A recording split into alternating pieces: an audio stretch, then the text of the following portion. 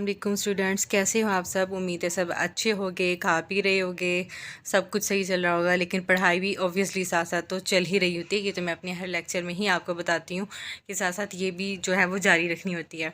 अच्छा, हम लोगों ने जो पिछला हमारा लेक्चर था उसमें हमने डिडक्शन तक पढ़ा था।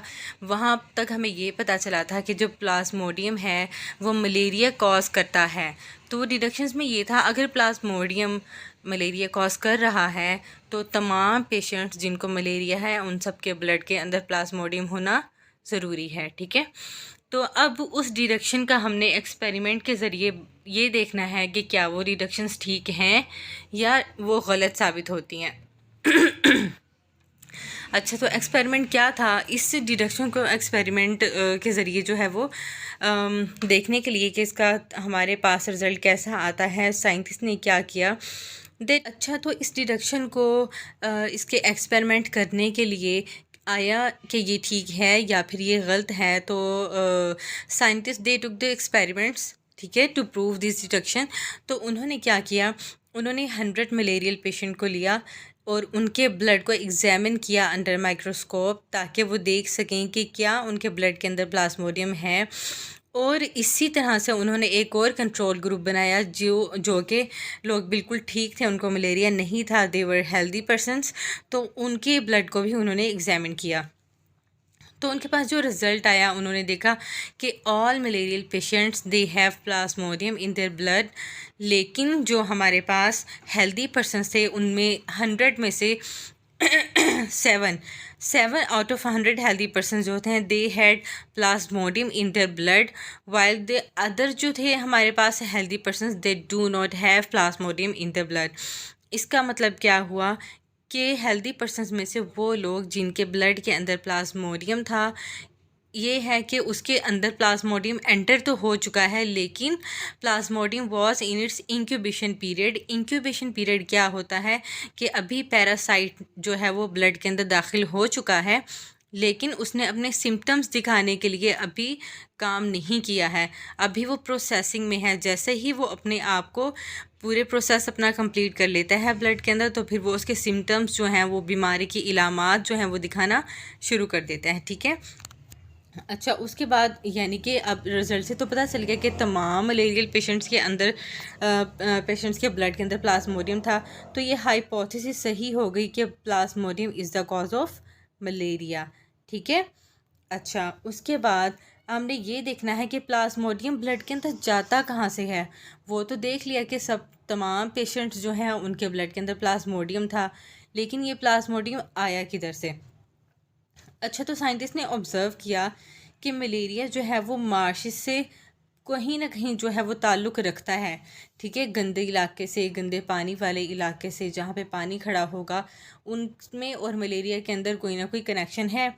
उसके बाद drinking water of marches does not cause a malaria, मतलब कि वहाँ पे तमाम जो लोग रहते हैं उन सबको मलेरिया नहीं हुआ है, कुछ हेल्दी पर्सनस भी हैं।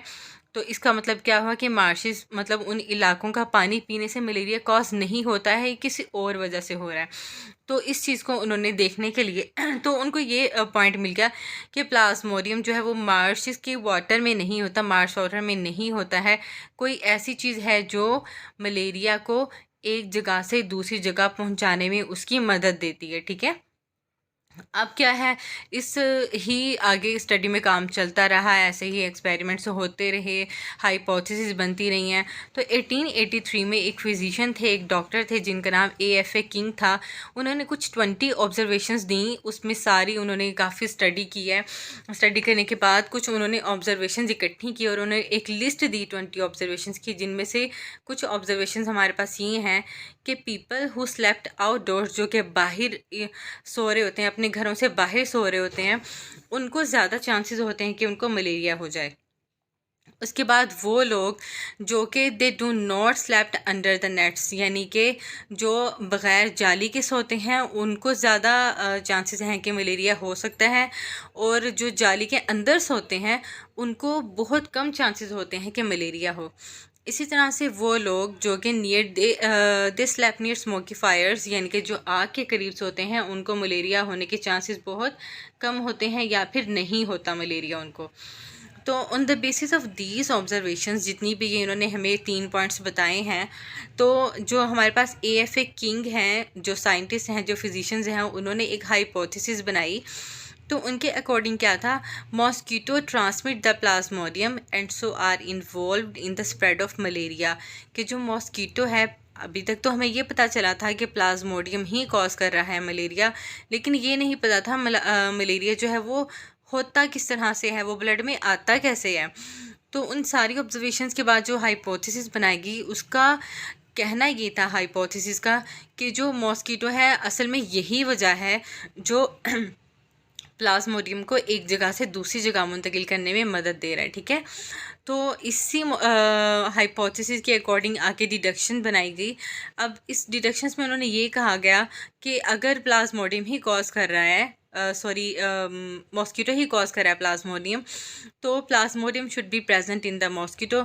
यानी कि अगर मच्छर ही कॉज कर रहा है प्लाज्मोडियम इधर से उधर पहुंचाने के लिए मलेरिया की जरासीम को, तो उसके अंदर भी वो जर्म्स होने चाहिए। ठीक है, जो वो मुंतकिल करता है इंसानों के अंदर। और दूसरी डिडक्शन क्या है, a mosquito can get plasmodium by biting a malarial patient.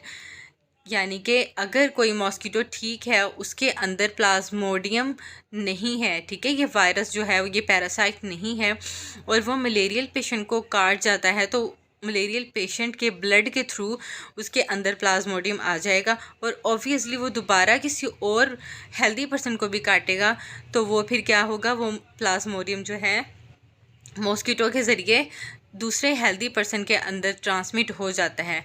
मतलब कि जो हमारे पास मॉस्कीटो है, it can transmit the malaria from one person to another, from a patient, यानी कि from a malarial patient to a healthy person. ठीक है, तो अभी तक हमें जो है ये डिडक्शन पता चल चुकी है। अब इस डिडक्शन को उन्होंने आगे उसकी फ़र्दर तहकीक करने के लिए जो एक्सपेरिमेंट्स किए थे वो हम नेक्स्ट लेक्चर में डिस्कस करेंगे इंशाल्लाह। यहाँ तक अगर आपको समझ आ गई है तो आप ज़रूर चैनल को सब्सक्राइब कीजिए, बेल आइकन पे प्रेस कर दीजिए ताकि हम बार बार मिलते रहें। हमारा